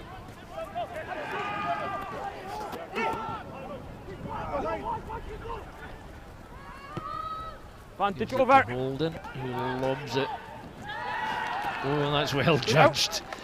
That's one of these ones that can either go right or wrong. Yeah, that's brilliantly clever by Aidan Cross. I think that, you know, he's known exactly where he is in the field. He's straddled the touchline with his boots, and he knows, you know, there's no guesswork there. He knows exactly that's going out. Yeah, The wind could Time off, gents. just Front row drift down. it. Injury in midfield. So Ross Maben just wants to deal with this first, and I think if anything, the wind has got up again. Yeah, in definitely has. favour of Stirling Wolves. You can see there the leaves. You all right? The leaves in the field rumbling. Flag doesn't seem to be doing that. I think that's because it's round the flagpole. Time on. I think that probably flag illustrates how volatile the wind's been here. It has been swirling, but most of the time it's going straight down the channel, down the pitch, end to end. You can see the movement of the ball in the air. Yeah, that's never going to be straight when you deliver it at that height. And it's competition. Option, fellas. Yeah, it's just Scrummer the line. wind like that means it's okay. He's got a point. Scrummer line, fellas. I'm not. I was always under the assumption if it was straight as it left the 5, if it did start curving. I'll have to maybe speak to David Changling about that, my referee guru. But yeah, I don't think that looked straight as it left the hooker's hands anyway. Let's go back. Crouch. Bind. Set. So you've got Aaron Cameron there replacing Mike and Bob. Far side's down first. Emergency cover, young fella, he's only 18. Emergency cover from Newcastle Height up, please. Height up. University. Just take your Some space and thought hold, being hold given to patience. him Take your space and hold the pace. targeting the under-20 squad. Let's go, Cammy. Let's go, Cammy. Here's a difficult initiation in the scrum early on. Crouch. Chance to make a name for himself. Bind. Set. Apologies for the agricultural language, if you heard it.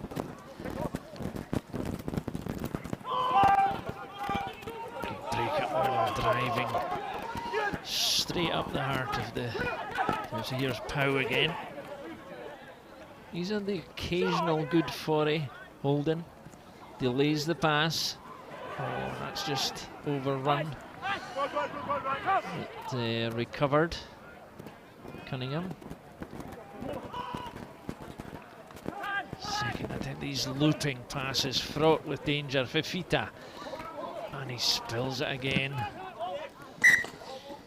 Take the knock on, fellas. That's the kind of thing that frustrates people about Walter Fifita. Whether it's technique or over-eagerness, it's difficult to put your finger on why he doesn't make more of an impact at this level, given what he is and who he is. Yeah, I'm just scared if I insult him anymore that he might try and figure out where I live, because I certainly wouldn't want to meet him at my front door. But he's a nice guy. Yeah, exactly. But you know, it's difficult because he does frustrate, because he's got that bulk, he's got the pace, he's got the skill set, he's got everything. But sometimes as well, you get targeted. You can see there's 3 players round about them, so there's 6 arms trying to get round him. There's going to be one chance that the ball's going to come loose. I just feel that, you know, he's like having a lazy back row. Yeah. You know, he's got that size and that danger with the ball in hand. Standard that we were in the first half. It's just no issues before the new props came on. No more. Understood? Yeah, just sometimes not utilised as much in open field, as Ross Maben obviously just has a conversation with the front rows. Just a minute past the hour mark. Southern Knights 19, Stirling County with the only score of the second half. Stirling Wolves have 7 points. We have new front rows, they're no behaving. So Ross Maben has given them all a lecture. So they do a wee bit better. Ball's there, play it, ball's there. He lets the game run though.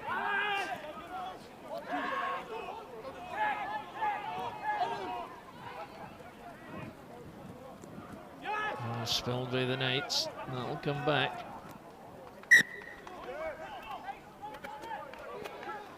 Knock on, fellas, scrum. Just a bit scrappy, this passage of play in the last 5-10 minutes, Dale. It's I don't know whether it is the wind that's doing it, but it's certainly not got the same rhythm or momentum of the earlier passages that we had. No, the opening 10 minutes last were... scrum, the setup was much better. Same again, set up, keep it up, please. Yeah, the first 10 minutes of this half were really exciting, and you just feel that they've perhaps lost that little spark. But you can see the yellow cards. You can see Sean Kennedy's number back on the field of play. So the yellow cards of 10 minutes is done. So the team's up to a full complement of 15 men, and hopefully that brings a little bit more cohesiveness and continuity back to this clash. And the front rows are going to be bothered Too though. low, you're just going to ground. Sean Kennedy will no all three doubt of you, you're too be low, you're just going to benefiting ground. from the Drop 10-minute at the line out. relief he's had. So he can afford to give it what for the next, well, less than 20 now. So Holden sends them down the line. I like that from Ross Maben, because Deans was trying to have a conversation with him. All three at the front are just too low, just going straight to ground. We need to get our feet underneath us and stay up. And that's exactly what he Yeah. said to him. He said, Yeah. I'll speak to you at the line out. Yeah.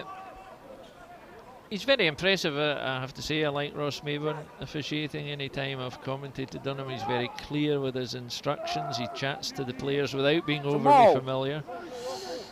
Nobody's in any doubt where he stands, especially in the handbag stakes. He's perfectly capable of dealing with all of that. Kennedy. Oh, and that was almost an interception. Almost. The knock on, gents. Scrum. Confirmation of that change. Craig Jardine, Stevie Hamilton. Again, somebody back from injury. Not quite lasting, maybe just being managed through the game. Time Jardine off, tight might head down, bring gents. a bit of stability to things. 7. That was a great opportunity for Pickles. It's one of these ones that either sticks or doesn't, or you get a yellow card for a deliberate knock-on. It can go all sorts of ways. Yeah, I think Wallace Nelson's been replaced. I think that's Alan Ferry who's coming for the Knights. So it's just that difficult one, and he rolled the dice. He did gamble with it, Still waiting on the tight head, and he sensed that there was an opportunity that the ball was going to get past there. It just didn't stick. Understood? Yeah, understood. I'm going to send them tubes of glue for their Staying on or Christmas going to off? stick the numbers staying on? Or a Sharpie. On or off? There are other Other You want permanent him on or markers. off? Are you brands are happy? available. Okay. Yes. Are you doctor? Yeah. Time off. This doctor's telling me he wants the tight head off, Stephen. All right. Now this is interesting. Doctor intervening here. Quite rightly so. If he has any doubt about it, he has to advise the player to go off, and the player, and working with the referee there, the referee took his opinion. Time on. Yep, that is good. Tanner was seeing it the earlier scrum, it collapsed. The one that Ross Maben did say balls there, he took a bit of time to come up. So the doctor's had a keen eye on that. Yeah. He doesn't want him playing anymore. Take him off, withdraw him. Yeah. His It's the way well-being. it should happen. Definitely, yeah, totally agree with that. It's good. And Good involvement from the doctor. referee checked Crouch! just exactly who he was speaking to, obviously, as well. Bind! Set!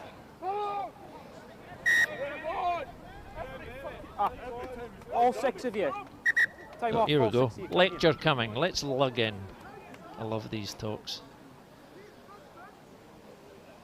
I hope they're listening. Okay. So first half scrums were great. You've come on, and you've come on, and you've come on, and they've changed. If we have to put people to the bin, we will. Sort it out, or we'll get the players back on that could do it in the first half. That's the classic Nigel Owens line. You know, if you can't do it, I'll find someone who can. Yeah, it's nice and firm there, but Not patronising or anything. You know, he's just slightly. I think he was fair enough. No, definitely very fair. Good conversation with the front rows, and you kind of have to have that. I think that's the great thing. Isaac Brace now coming on, hopefully to shore up the scrum, but the thing I like about that is it's so well respected. Yeah. You know, the guys listen. Lots of nodding. Yeah. Yeah. Still wonder how much they're listening, but they're nodding. All right, on for Tanner. That's the doctor's intervention has led to Tanner sitting the rest of the game out. Hopefully he's okay. Again, no, he's not going to. He's just done it. He's just done exactly what the referee warned him. Now. I always, I find it difficult to to analyse scrums because there's so many finite points inside scrums. But you could see there that Cameron McMillan, he was the first one under. He collapsed pretty quickly. So I think for any generic rugby fan watching that would see that it looked like he was under pressure. But just a confirmation there that brace has come on for Deans in the Southern Knights front row.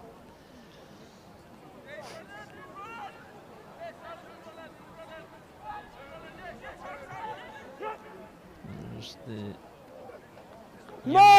number 17 is the 18-year-old Aaron Cameron in the black shirt, getting into the routine of all the chit-chat of the plays at the line out, and that's into the air, and that could very well go back over his head if he's not careful.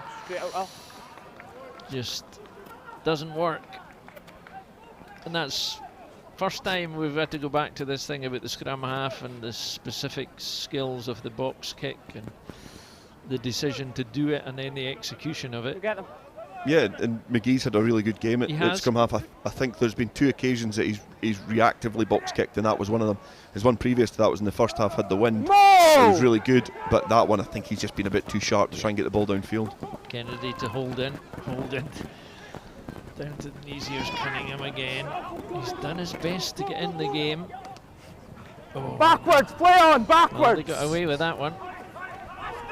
Pace of the ball as it came to Sam Wright. Just too much. Oh, an interception. Beautifully taken on the ground. Tackle! There's Corey Winters. Onside. Just flattened himself over it. Rolled over. All in one movement. Beautifully taken. Another kick this time. Keeps it flatter. That's a good ball.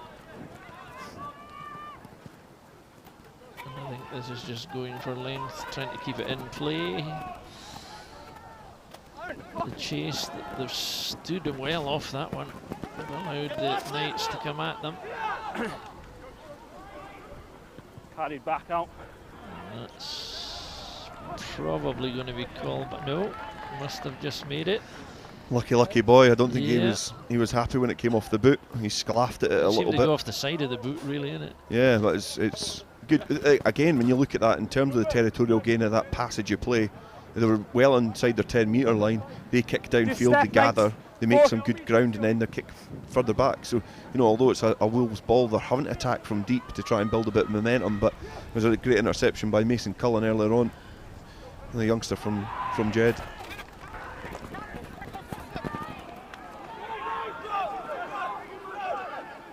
Knights beginning to roll again. Stirling are tiring here just a bit.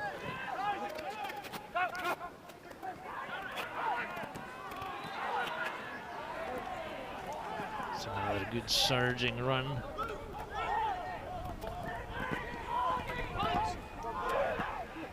Ferry's made an impact since he came on without his number. A couple of good driving runs. That's a tackle! Last 10 minutes. Knights, remember, haven't put anything on the board in the second half. It was clear crossing there. Just forcing it a wee bit. They don't have to. Kennedy spots a gap. Now, what's he done here? Let's see where that's going. Well, clever kick because the bounce brought it back. It could have run all the way. They're now up into the 22. And they've won it. Kennedy won it himself. Here's Fafita. Gives it air. Oh, lovely pass out the back door. Would you believe it?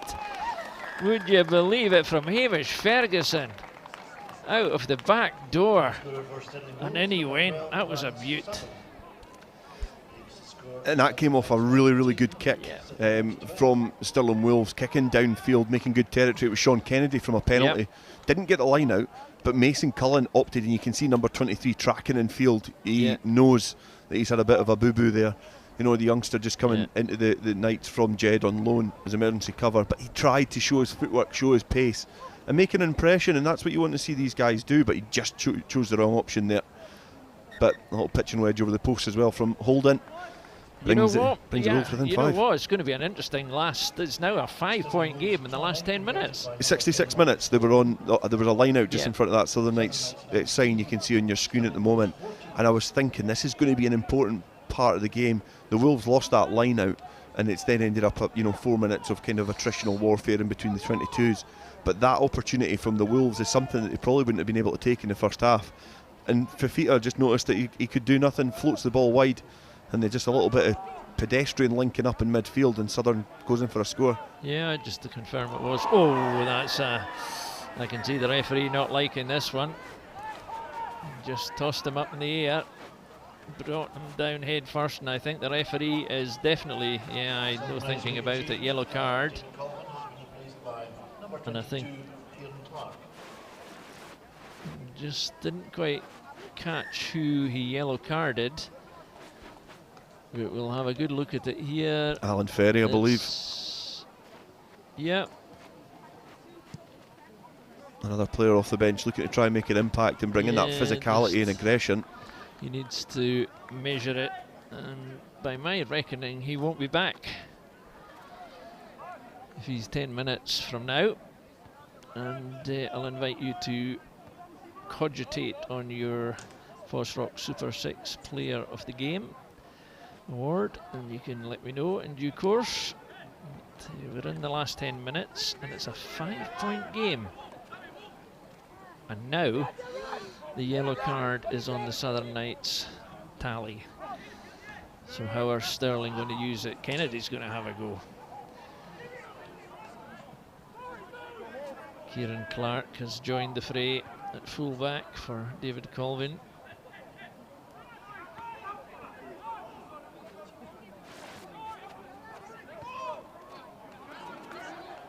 And they're starting to punch holes in the Knights' defence. Kennedy's on his game now. Oh, and that's high as well. That's high as well. Now, what's he going to do this time? Yeah, this could be another yellow. This could be a yellow.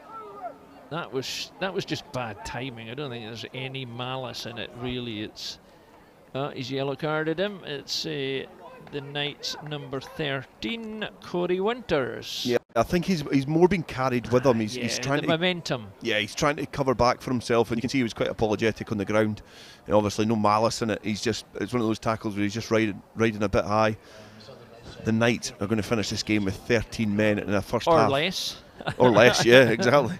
But in a game they were really coasting. The better team in the first half, and maybe that wind is perhaps having a bigger impact than we perhaps this to go back to where we were at the beginning when we spoke about Sean Kennedy and Marcus Holden. These are the two very guys you would want calling the shots when you've got a two-man advantage. Where to play the game, but the forwards are going to take the first decision. Yeah, and Brims is on as a replacement for Holden, so a new half-back pairing, but he's an exciting 10. Oh, here's Fafita. Kennedy. They're using the big guns now. Kennedy again, fancies a go himself, and he's got there. Slams it down, Sean Kennedy, with the third score, and all of a sudden it's eeksy peeksy, 19 points apiece. Yeah, 19 points to 0 at half time, and the Stirling Wolves have clawed their way back into it, but you can see the gaps opening up there. Marshall Sykes trying to get back and close that gap quickly, but Sean Kennedy just too wily a 9, too experienced a 9 to let that opportunity slip through his fingers, and he managed just to wriggle in for a score. And a game that Wolves looked out at in the first half. First 40 minutes they looked the second best to absolutely everything. They come out with a little bit more aggression. They've not been kicking as much. They've not really been using the boot. They've been putting the ball through the hands a little bit more. There's going to be a chance for Brims to nudge them in front for the first time. I think Sean Kennedy will be having a word about your wriggle through. I think you'll claim it as being a bit more spectacular than that. Liam Brims adds the 2 points. And all of a sudden, it's Southern Knights 19, Stirling Wolves 21, with 5 minutes to go. takes the score to Southern Knights 19, Stirling Wolves 31. Well, what a turnaround. We did say it might be a game of two halves. We didn't. That's Sean Kennedy off for his trouble. Thank you very much for your contribution. Yellow card, try. 5 minutes of watching his team trying to close this out. The foot of the table clash. Albeit nothing much at stake, but a lot of pride. And you would imagine if they can hold this out, that Ben Cairns will be reasonably satisfied. Good rip there. Oh, and he's pulled him back. It looked like a good rip. This is going to be a really interesting decision. Yeah. You know, we did say that nobody was going to be kicking for the sticks. Penalties. I do penalty, a successful penalty will put the Knights in the lead. I do wonder whether the Just captor the wind. Is the wind going to affect? Oh, he's going for it. He's going for it. He's going to give it a go. I think it's going to be Kyle McGee. Yeah, it's McGee. We're not saying he's kicking to win the match, because it's a bit early for that. 4 minutes to go. It looks simple enough, doesn't it? The wind doesn't seem to be playing with the trees to any great extent.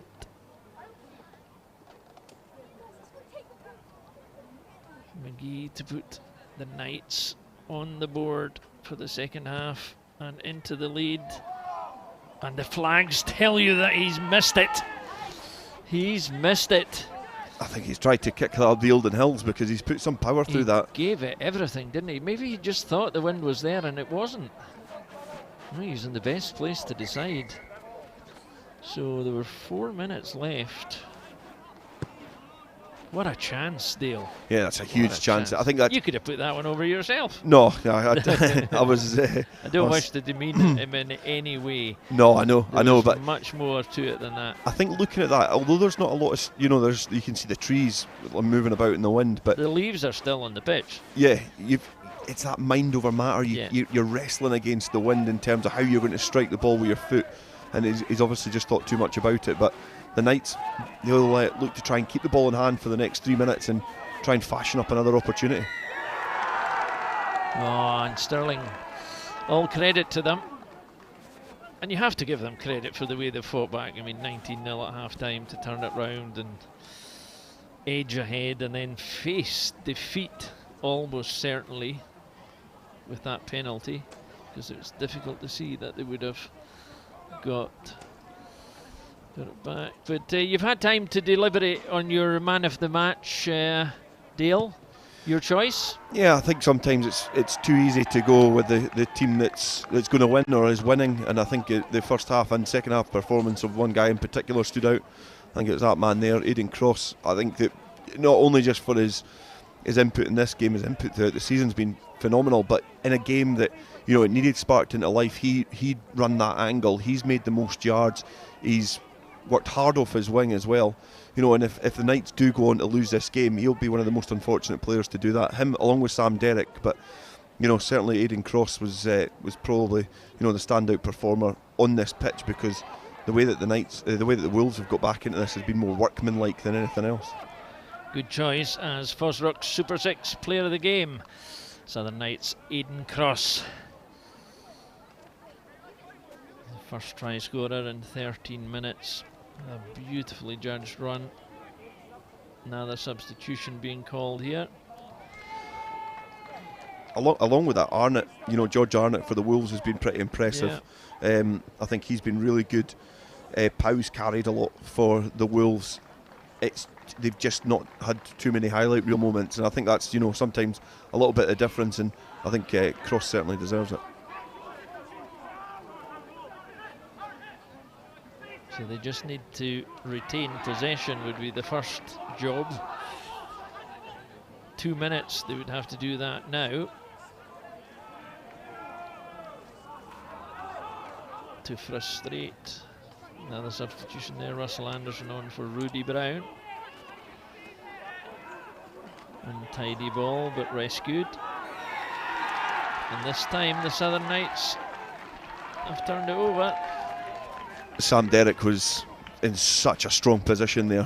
When the ball bobbled out the back, and I was thinking how many mistakes in this game. There's been individual errors, which is perhaps meant that some players haven't played as well as perhaps the scoreline suggests. But Derek there was in such a strong position when it did bubble onto the ground and ended up in the hands of MacMillan. He was straight over that, so hard to dislodge. Got the penalty, and the Knights will see out this game with the ball in hand if they can nail this line out. Can they shift it up to the other end and get... I don't think they would want to rely on any kicks anymore. I think they want to breach the line. Anywhere will do, because we're in the final minute. And it looks at the moment as if Stirling County could be heading for just their second win of the season in 10 games, which would be the same as the Southern Knights, but albeit less points.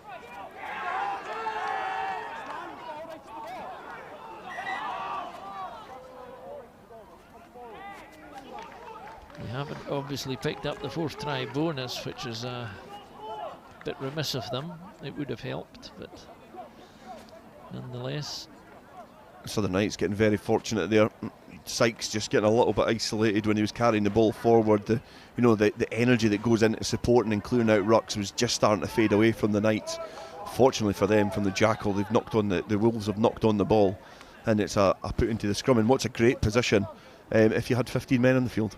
Yeah, exactly. That's the problem, or one of their problems. But then again, teams raise their game and they just have a flash of inspiration. They're into the red zone now. Clock has gone. Our clock is certainly, and I don't think the referees will be that much different. But, the penalty would do it, of course, but I don't want to concede one here because that would be it.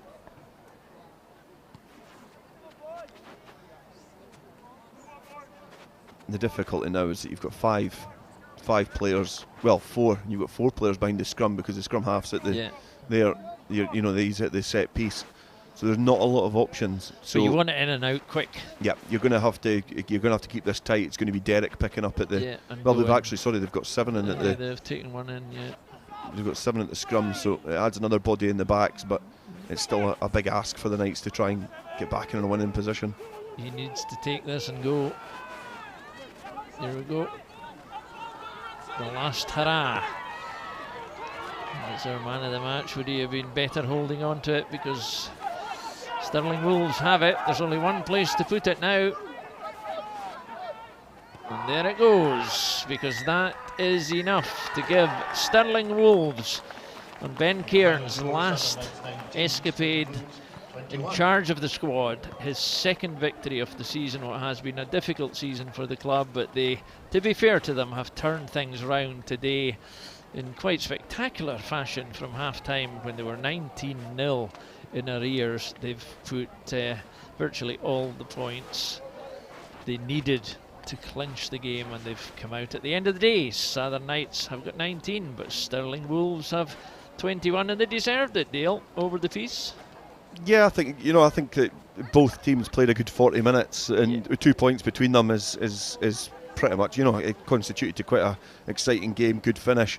It was absolutely littered with errors. I think it was probably a good illustration of where these two teams are. Yeah. The positive that these two teams can take into a next season is the fact that they've won 2 games on the road against different opposition as well. Yeah. It's getting that home form and building that squad that is going to be deep enough to try and push up the table and make it a little bit more congested. Obviously the top 4 teams, especially the top 2, have kind of, it's been known for a while that Watsonians and Ayrshire Bulls are going to be the top 2 teams getting the advantage into the semi-finals. But the Knights and the Wolves can take a lot of confidence into next year in terms of that their performances on the road have been a little bit better than they have been at home. They've brought a lot of new players, a lot of new faces into the fold in Super 6, and it's a building process now. Stirling Wolves have obviously got a little bit of a rebrand with Ben Cairns going out the door, but it'll be interesting to see what the Knights do, because they've got a really experienced and well qualified coaching set up at the Greenyards.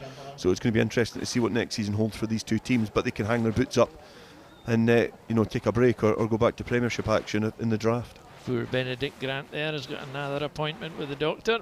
He seems to be being patched up from time to time. But Southern Knights certainly can take a lot of heart out of this. Their young squad acquitted themselves really well. They just came up just that little bit short at the very end. Can I just remind you, if you want even more rugby for your afternoon, that at 5 o'clock the Baramuir Bears will be taking on the Ayrshire Bulls, and Bruce Miller will be back to commentate on that game, accompanied by Lee Jones.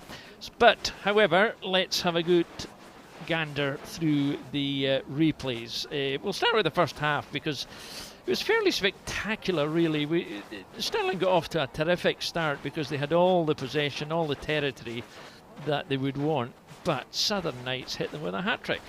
Yeah, we'd seen a conversion there from David Colvin, missing out the earlier Sam Derrick try, and obviously the try from the man of the match, Aidan Cross. But this is the one from Bod, who from close range, this was only their third attack. He managed to pick and go and squeeze his way over the line. And then David Colvin, that was his first missed kick, and how important that kick has come back to be.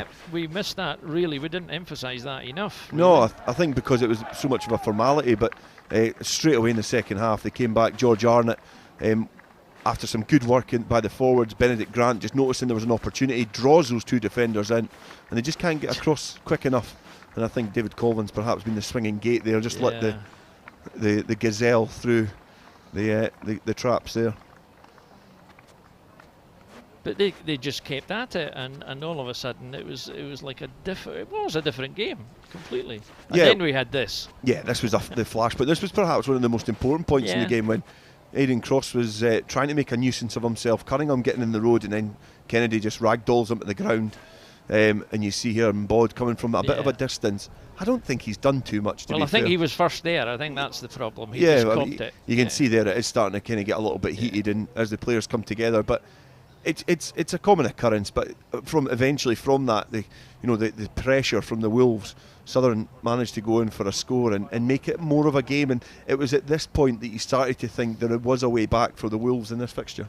Yeah, and to be fair to them, they kept the head when others didn't, and Kennedy coming back on I think was crucial, although Holden went off. And there was that tackle as well, just a lack of discipline, lack of experience, whatever.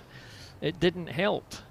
Yeah, both teams were back up to 15 players at this point. You can see Sean Kennedy was one of the players to get yellow carded. He's back there, and it was these two yellow cards. This is what killed it for the Knights. It was going to make it really difficult because the Wolves then had advantage. They could throw the ball a little bit wider and stretch this defence, and you can see there that gap needs plugged. You put two extra bodies on that field and chances are that gap's not there, but Kennedy was able to pick it. And Brims, that is the winning kick, going in between the posts there, and that was it for the game, because McGee missed the penalty attempt. You can see he knew straight away, didn't he? I think he did, looking back, and I think he just did give it too much. Yeah, he's had the driver out there. I think he could have played an iron and been a little bit more conservative with it, because he's tried to really lick the leather off the ball. He was wanting to nail it. There's absolutely no doubt about it. It was his desire to nail it that cost him. Yeah, and he's kicking into that wind. The visual of the flag above the stand shows you exactly how strong the wind is. And in a kicker's mind, that's what plays against them. They're trying to fight against the elements. And the winning kick there from McGee has just slipped through their fingers, and it's the Wolves who win for only the second time in this championship on the road. Well, let's update the results sheet, see where we are now. There we are, last night's result: Watsonians Rugby 29, Heriots 21, top of the table. And at the other end of the table, the match we've just seen, Southern Knights 19. Confirmation that Stirling Wolves have secured their second victory, which leaves them still both in 5th and 6th place at the foot of the table, with the other match to come at 5 o'clock. And there is the gritty detail, the nitty gritty of it all. 2 wins. The table doesn't lie. They've had difficult seasons, but I think they gave us an entertaining game today. It wasn't a top of the table quality match, but it was competitive, it was constructive, and as you said, you made a good point, both teams will take a lot of heart out of it for the season. Yeah, it draws a line under this campaign. You can see that obviously the Wolves getting their final picture after a victory, they'll go with a bit of confidence, a bit of a spring in their step into next year. You know, whatever comes of this squad at the moment, there will obviously be new additions and perhaps players exiting stage left. But you know, I don't think the table does lie. I think they were they were the 5th and 6th best team in the championship. They could have clawed the bounce of a ball and, you know, maybe an injury less here or there. They could have perhaps competed to get into that 4th spot, but I think anything above that, I think Boroughmuir Bears have been better than these two teams. Heriots have been mostly better than these two teams, and Ayrshire Bulls and Watsonians have been far better than these two teams. So they know what work they have to do. They've got a good nucleus of players, both squads, you know, so they've certainly got things that they can work on and go into next season. But for them, you know, that's done, but we've still got loads of Super 6 action still to finish off this campaign. And here's your man of the match, taking his award. The FOSROC Super 6 player of the game was Aidan Cross, who got the first try in 13 minutes. Lucky for some.